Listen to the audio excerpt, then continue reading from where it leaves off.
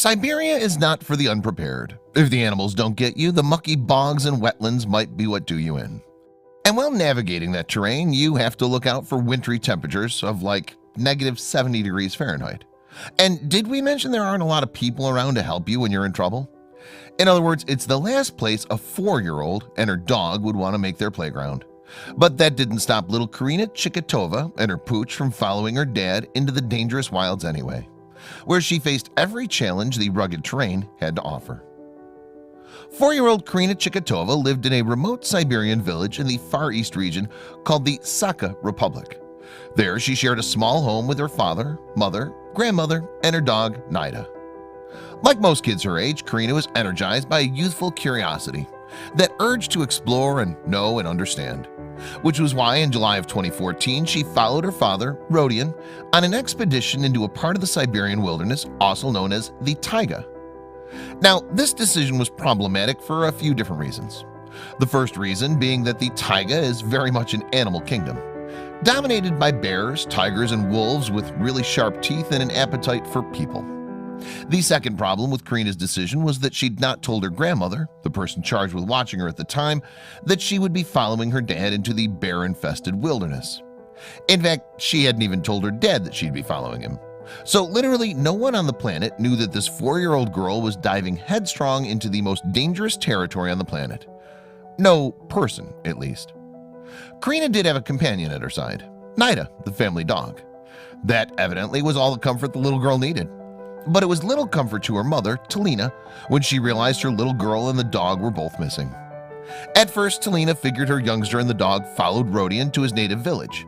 But Siberia wasn't exactly flooded with quality LTE, so she couldn't pull out a cell phone and check. Instead, she waited to hear from her husband. In the meantime, Karina followed her father until she somehow managed to lose his trail. Her dad disappeared from view, leaving her very much stranded in Siberia with Nida, and the bears, and the wolves. It took 4 days of waiting for Mother Talina to learn that, no, her daughter was not with her husband in his home village. No stranger to Siberia, she understood this to be a very bad thing, so she alerted authorities. They deployed a 100-person rescue team to head out into the Siberian wilds to find her. The team carried rifles to fend off bears. Yeah, there were that many bears in the woods. Helicopters sliced the sky and rescue workers on foot combed through the trees and tall grass. But their search proved fruitless. Karina was nowhere to be seen. But then 9 days after she went missing, authorities found a clue. More specifically, a clue walked right up to the authorities and introduced herself. Nida returned home, but Karina was not with her. What should have been a hopeful moment only seemed to confirm Talina's worst thoughts. If she was to hug her puppy, Talina said, we thought this would have given her a chance to survive. So when her dog came back, we thought that's it. Even if she was alive, and chances were slim, now she would have definitely lost all hope. But Nida hadn't just wandered absent-mindedly home. She seemed eager to show the desperate family and the rescue crew something important. The dog headed the group of rescuers and led them into the wilderness. The dog led authorities to a spot in the wilderness, but none of them saw Karina there. Nida, it seemed, couldn't find the exact area where she'd left the little girl. Authorities wondered if they were anywhere near her at all. But 3 days later, 12 days after Karina first went missing, rescue workers spotted a child-sized footprint on a riverbed beside a dog's print.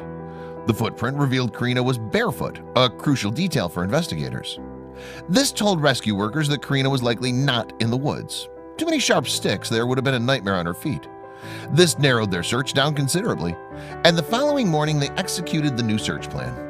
And sure enough, just 20 meters from where they started searching, one rescue worker noticed a peculiar lump tucked away in a patch of tall grass.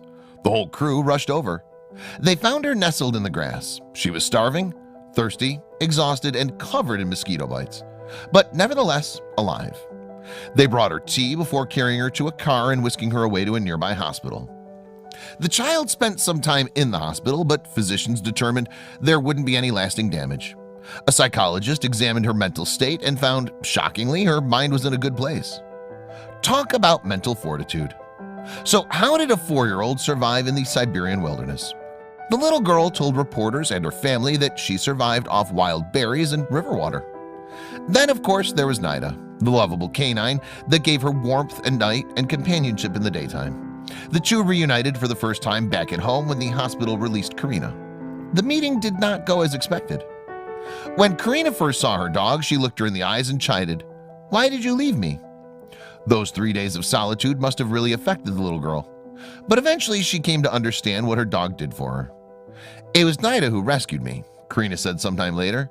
"I was really scared, but when we were going to sleep, I hugged her and together we were warm." Karina's story gripped everyone watching, and locals even erected a statue of the girl and her pooch to celebrate their strength and will to survive. Not bad for a 4-year-old girl and her dog, huh? In the end, Karina made a full recovery, and by 2018 attended a ballet boarding school 350 miles away from the village she'd wandered away from all those years ago. Her teachers believed she had the talent to compete in Russia's competitive ballet scene. When she just started her classes, Karina was very reserved, a boarding school leader said. "She's changed so much and became a lot more open, sociable, friendly, and independent. She made many friends who love her lots." But even as she danced like an expert and earned friends with her exuberant personality, she would never forget the friend that made it all possible, Nida, the loyal canine. Thanks to an abundance of technologies and other people, we can easily pinpoint our exact locations. In this day and age, it's hard to get truly lost, though some places, like rural Siberia, are not so Wi-Fi rich. 15-year-old Svetlana Avai lived her entire life in the Gaidan Peninsula, a frigid place in northern Siberia. Svetlana dreamed of a life outside of the continuous routine with her family. Like many others, she and her family herded reindeer to make a living.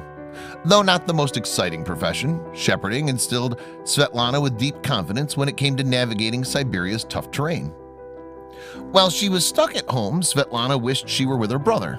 He spent the summer at a different camp some distance away, presumably living it up and having all the fun Svetlana wasn't allowed to have. But of course, he wasn't that far away, just 4 miles. Svetlana figured she could make that journey in no time at all, and that whatever her brother was up to had to be more exciting than sitting around with her family and some reindeer. So Svetlana set off to visit her brother. She was traveling alone and without any kind of navigation aids, but she wasn't worried. She knew the terrain like the back of her hand, so surely going a bit further wouldn't pose a problem. Several hours passed and Svetlana started to panic. She should have made it to her brother by now, and yet she stood in the middle of the wilderness with no people or buildings in sight. She began to feel dizzy. Meanwhile, her family back home grew concerned. Svetlana had never gone out alone for such a long time. Her uncle Ivan, knowing that time was precious, organized a search party of family members and neighbors. They had to find her. But Ivan understood the vast scope of the Siberian region. They could surmise the rough direction in which Svetlana had headed, but that knowledge only went so far. She could have gotten lost and switched to any other heading. And that was precisely what happened. After a rough night out on the tundra, Svetlana couldn't make heads or tails of where she was. Before she could head back home, however, another issue pressed on her mind: survival. Svetlana felt certain help was on the way, but realized it could be a while until anyone arrived. With a bit of luck, she located some cloudberries. They were half frozen and unripe, but they were food. As more time passed, Svetlana kept moving. She continuously looked over her shoulder, for she knew dangerous beasts lived out in the tundra.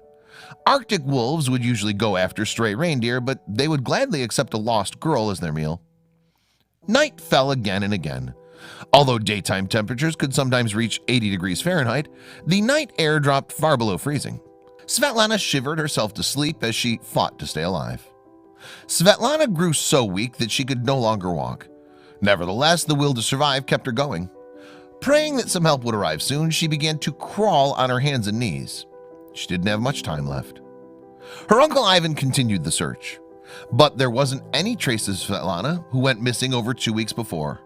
He had spotted some brown bears, though. Could a bear have hunted her down and dragged her off to its den? Dismayed, Ivan walked around an area just 7 miles from their home.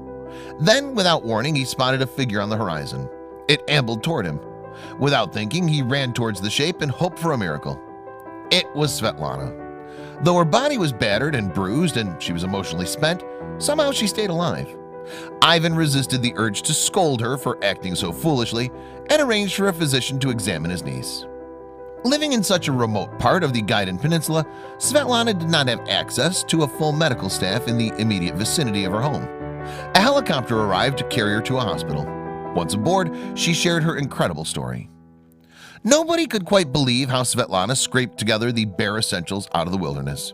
Though still just a girl, she managed to evade the tundra's many hazards while knowing how to take advantage of its biggest asset, plenty of fresh water.